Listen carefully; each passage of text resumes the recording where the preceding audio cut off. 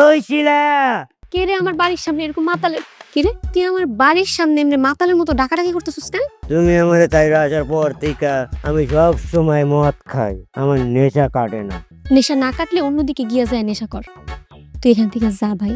আমার জামাই যদি কোনোভাবে তোরে আর আমার এখানে দেখা ফেলে, তোরে কিন্তু জ্যান্ত কবর দিয়ে ফেলবো। আর সাথে সাথে আমারে তো মায়ের শুরু করব। আমার জামাইয়ের এমনি মাথাটা অনেক গরম, সেটা তো তোরা খুব ভালো করেই জানোস, তাই না? যা এখান থেকে যা।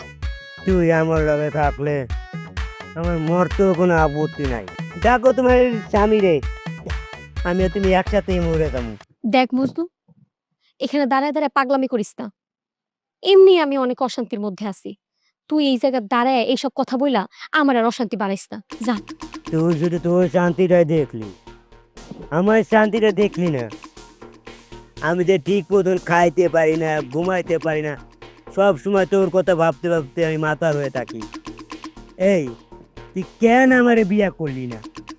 আমি কি তোর এই মাথা গরম স্বামীর থেকেও খারাপ? আমার বিয়া করলে কি আমি তোর শান্তিতে রাখতে পারতাম না? এরকম কি অশান্তিতে তো থাকতে হইতো?